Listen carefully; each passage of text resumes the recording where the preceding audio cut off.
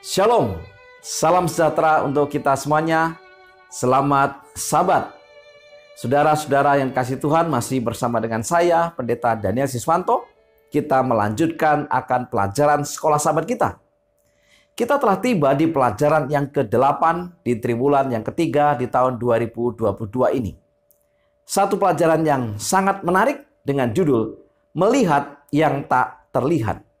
Namun sebelum kita mempelajari lebih dalam, saya mengundang untuk kita tunduk kepala dan berdoa. Bapa di surga, Allah yang berkemurahan, kami mengundang agar kuasa Roh Kudus Tuhan menjadi bagian kami, mengurapi kami, memberikan kepada kami pengertian, hikmat akal budimu menjadi bagian kami, dan kami dimampukan untuk mempelajari firman Tuhan ini. Terima kasih ya Tuhan. Kami percaya sepenuhnya untuk tuntunan Tuhan. Dalam nama Yesus kami berdoa. Amin. Melihat yang tak terlihat. Ayat inti terdapat di dalam Ibrani 11 ayat 27. Dengan iman ia meninggalkan Mesir, tidak takut akan murka raja, karena ia bertekun seperti melihat dia yang tidak terlihat. Dalam Ibrani 10 ayat 38 dikatakan, tetapi orangku yang benar akan hidup oleh iman. Dan apabila ia mengundurkan diri, maka aku tidak berkenan kepadanya. Kita telah merasakan kehadiran Tuhan dan kita telah melihat kuasanya beraksi berkali-kali. Namun, ada kalanya kita sama sekali tidak dapat merasakan atau melihat tangannya yang penuh kuasa itu. Hanyalah keheningan dan kegelapan. Itu adalah waktu di mana kita sangat memerlukan iman kita. Sehingga kita dapat terus sama seperti ia melihat apa yang tidak kelihatan. Sebagaimana Ibrani 11 ayat 27. Kita harus menggunakan semua kekuatan yang Tuhan berikan kepada kita dengan iman. Mari kita pelajari lebih dalam. Di pelajaran hari Minggu dengan judul Kelimpahan Bapa Kita. Saudara sekalian, ada dua alasan yang sering membuat kita meragukan kebaikan Allah. Yaitu yang pertama, ketika kita memiliki hasrat membara di hati dan pikiran kita untuk sesuatu yang kita yakini baik, namun gagasan bahwa Allah mungkin menginginkan sesuatu yang berbeda bagi kita, mungkin itu tampak konyol. Yang kedua, kita mungkin meragukan kebaikan Allah karena pengalaman kita bertentangan dengan apa yang kita yakini. Jika sesuatu terlihat bagus, atau terasa bagus, atau terdengar bagus, atau rasanya enak, maka itu pasti bagus. Jadi, kita marah kepada Allah ketika kita tidak bisa memilikinya. Disinilah iman memainkan peranan. Iman mendatangkan tindakan yang tepat pada saat-saat kita tergoda untuk meragukan Allah dan kebaikannya. Iman kita tumbuh dari bukti janji Tuhan dan nubuat yang digenapi. Salah satu kebaikan Allah yang luar biasa digambarkan dalam Roma 8 ayat 32. Ia yang tidak menyayangkan anaknya sendiri, tetapi yang menyerahkannya bagi kita semua. Bagaimanakah mungkin ia tidak mengaruniakan segala sesuatu kepada kita bersama-sama dengan dia? Dalam ayat ini, ada bagian penting dari logika yang sangat membantu dalam menjaga kita agar tidak kewalahan oleh keadaan kita. Jika Allah tidak ragu-ragu mempertaruhkan segalanya untuk kita, merangkul kondisi kita, dan mengekspos dirinya pada keadaan yang terburuk dengan mengutus anaknya sendiri, apakah ada hal lain yang tidak akan dia lakukan dengan senang hati dan cuma-cuma untuk kita? Bagaimanakah mungkin kita berpikir bahwa Allah akan mengutus Yesus untuk mati bagi kita dan kemudian menjadi jahat dan pelit? Sangat tidak mungkin, bukan? Saudara-saudara yang dikasihi Tuhan, ini berarti bahwa kebenaran tentang kemurahan hati Allah kepada kita yang terlihat dalam kematian Kristus harus memiliki dampak yang lebih kuat dalam pemikiran kita daripada semua keraguan yang mungkin ditimbulkan oleh cawan lebur itu di dalam diri kita. luangkanlah waktu untuk merenungkan kemurahan Allah dalam Roma 8 ayat 32. Maka kita tidak akan pernah memiliki ruang untuk meragukan kebaikannya. Di pelajaran hari Senin dengan judul Dalam Nama Yesus. Alasan mengapa kita berdoa dalam nama Yesus adalah karena janji yang luar biasa yang terdapat di dalam Yohanes 14 ayat 13 sampai dengan 14. Dan apapun juga yang kamu minta dalam namaku, aku akan melakukannya supaya Bapa dipermuliakan di dalam Anak. Jika kamu meminta sesuatu kepadaku dalam namaku, aku akan melakukannya. Apa artinya berdoa dalam nama Yesus? Itu berarti kita berdoa selaras dengan kehendak, kepribadian, dan tabiatnya. Itu juga berarti berdoa dengan penuh kepercayaan kepadanya dan kekuasaannya serta dengan kerinduan untuk memuliakan Bapa dan Anak. Itu berarti bahwa Yesus akan menjawab semua doa yang akan dipanjatkannya sendiri.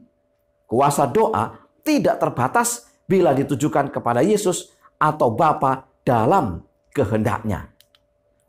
Pertanyaan berikutnya adalah, bagaimanakah kita memahami janji Yesus untuk berdoa dalam namanya? Pertama, ketika permintaan kita adalah dalam nama Yesus, kita dapat yakin bahwa seluruh mesin surga sedang bekerja demi kepentingan kita. Kita mungkin tidak melihat malaikat bekerja di sekitar kita, tetapi mereka bekerja diutus dari tahta surga dalam nama Yesus untuk memenuhi permintaan kita. Yang kedua, ketika kita berdoa dalam nama Yesus, kita membuka mata dan mengharapkan segala sesuatunya berbeda di sekitar kita, tetapi semuanya terlihat sama. Namun, sementara kuasa Allah mungkin datang dengan efek dramatis, seperti ketika Yesus menenangkan badai, itu mungkin juga datang dalam keheningan tanpa disadari. Seperti ketika kuasa Allah menopang Yesus di Getsemani. Sesuatu yang dramatis mungkin tidak terjadi secara tiba-tiba. Tetapi itu tidak berarti bahwa Allah tidak bekerja untuk kita. Ketika kita membaca Yohanes 14 ayat 1 sampai dengan 14. Bayangkanlah bahwa Yesus sedang berbicara langsung kepada kita. Janji-janji itu langsung ditujukan kepada kita. Kita akan dikuatkan dalam pengharapan akan janji Tuhan ini dalam kehidupan kita setiap hari. Di pelajaran hari Selasa dengan judul Kuasa Kebangkitan. Kebangkitan Yesus bermakna bukan hanya karena itu menunjukkan kepada kita bahwa suatu hari nanti kita juga akan dibangkitkan. Kebangkitan menempatkan Yesus di sebelah kanan Bapa dalam posisi kekuasaan dan otoritas. Kuasa kebangkitan ini adalah kuasa yang sama yang Allah sediakan bagi kita hari ini. Dalam Efesus 1 ayat 18 sampai dengan 23, Rasul Paulus berbicara tentang adanya pengharapan akan transformasi dan masa depan kekal di mana Yesus telah memanggil kita dan bahwa kita perlu memahami kekuatan yang dimanifestasikan untuk kita oleh Dia yang telah bangkit. Kebangkitan tidak hanya memberi Yesus segala jenis kuasa, tetapi kuasa untuk memerintah dan menyediakan setiap hal yang mungkin dibutuhkan umatnya untuk selama-lamanya.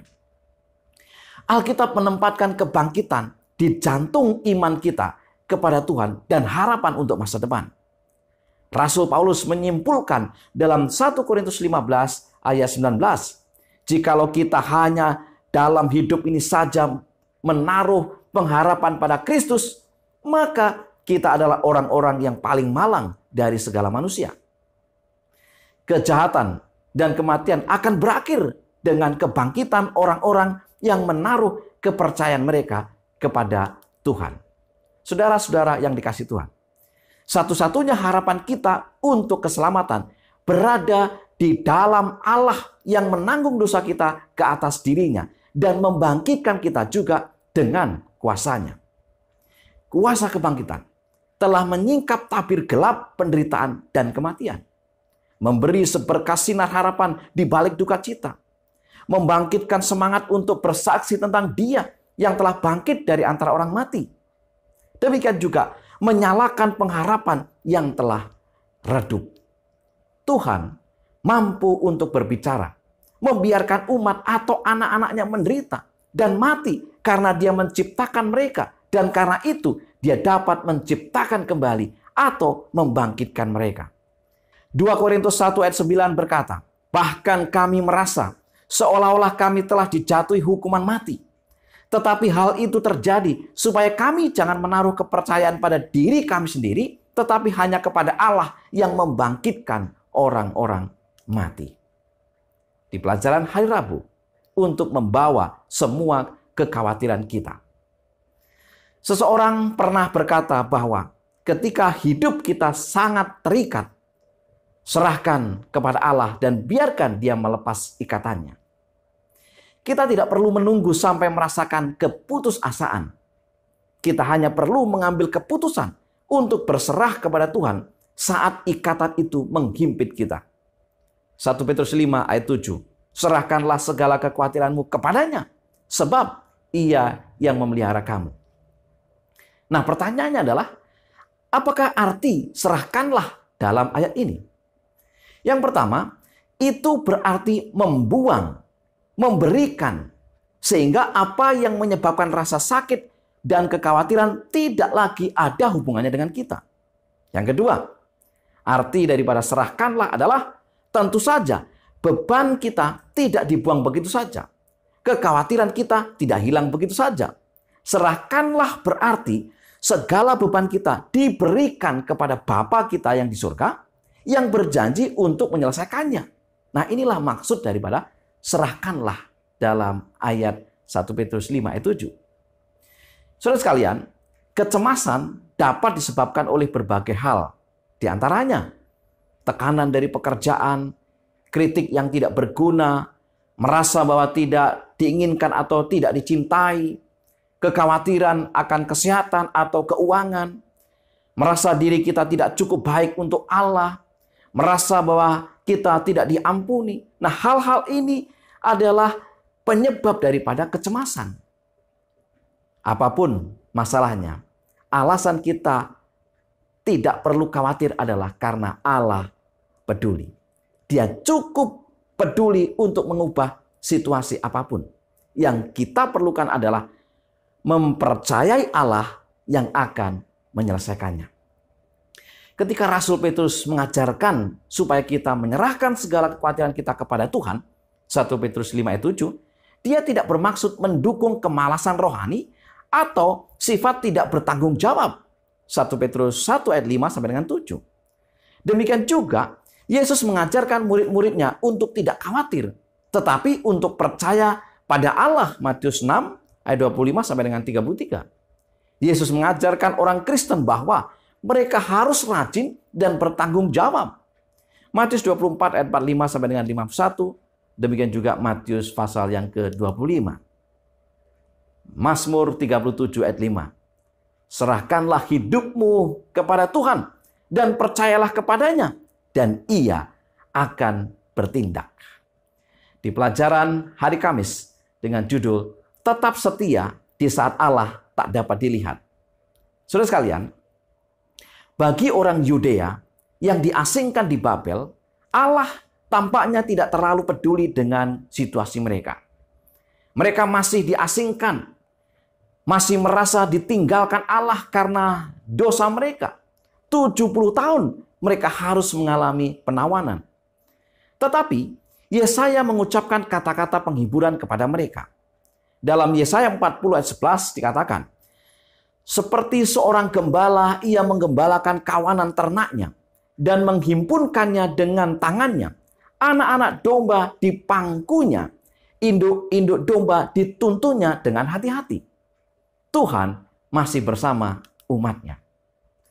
Yesaya 40 ayat 28 sampai dengan 31, firman Tuhan berkata, tidakkah kau tahu dan tidakkah kau dengar?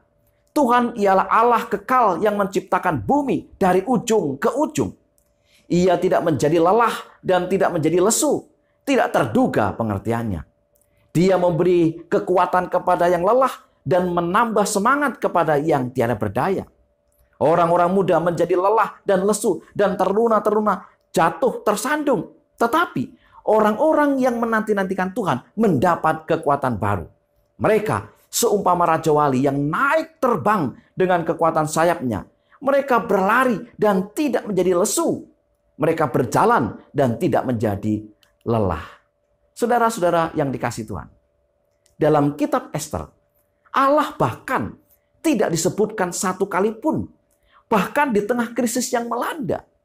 Namun, keseluruhan cerita adalah drama yang terungkap dari campur tangan Allah untuk menyelamatkan umatnya dari hukum yang tidak dapat dibatalkan untuk menghancurkan mereka.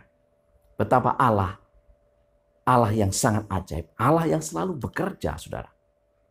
Nah, kisah dalam kitab Ester ini tidak hanya menggambarkan peristiwa-peristiwa di masa lalu. Itu juga melambangkan suatu saat di masa depan ketika umat Allah akan mengalami krisis akhir dan mereka akan mengalami aniaya. Sebagaimana yang terdapat dalam Wahyu 13 ayat 15. Dapatkah Anda membayangkan betapa mudahnya menyimpulkan bahwa jika keadaan yang mengerikan seperti itu ada, Allah pasti telah meninggalkan umatnya? Tetapi kita perlu takut. Allah yang sama yang telah menyelamatkan orang-orang pilihannya dalam kisah kitab Ester akan menyelamatkan mereka lagi dalam krisis yang terakhir. Itu sebabnya kita harus tetap percaya kepadanya. Saudara sekalian, kita perlu terus belajar untuk melihat melalui mata iman dan tidak bergantung pada apa yang kita lihat di sekitar kita dengan mata kita. Tetaplah setia saat Allah nampak tak terlihat di saat kita sangat membutuhkannya. Saudara-saudara yang dikasihi Tuhan, sebagai kesimpulan pelajaran sekolah sahabat kita. Yang pertama, iman mendatangkan tindakan yang tepat pada saat-saat kita tergoda untuk meragukan Allah dan kebaikannya. Iman kita tumbuh dari bukti janji Tuhan dan nubuatan yang digenapi. Yang kedua, kuasa doa tidak terbatas bila ditujukan kepada Yesus atau Bapa dan dalam kehendaknya. Yang ketiga, satu-satunya harapan kita untuk keselamatan berada di dalam Allah yang menanggung dosa kita ke atas dirinya dan membangkitkan kita juga dengan kuasanya. Yang keempat, apapun masalahnya, kita tidak perlu khawatir. Karena Allah peduli untuk mengubah situasi apapun. Yang kita perlukan hanya mempercayai Allah yang akan menyelesaikannya. Dan yang kelima, tetaplah setia saat Allah nampak tak terlihat di saat kita sangat membutuhkannya. Tuhan masih bersama dengan umatnya. Itulah pelajaran sekolah sahabat yang bisa saya bagikan di pekan ini. Semoga saudara-saudara sekalian terberkati. Mari kita tunduk kepala dan berdoa. Terima kasih ya Tuhan Allah yang penuh kasih. Kasih-Mu tidak pernah luntur.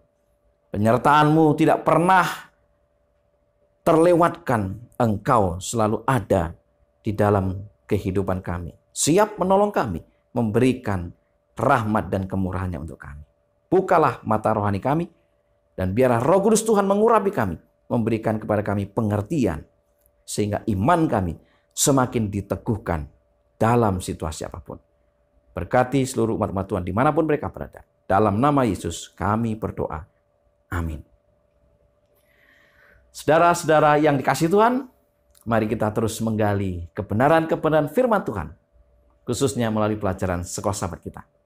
Selamat belajar, selamat sahabat, dan Tuhan memberkati kita.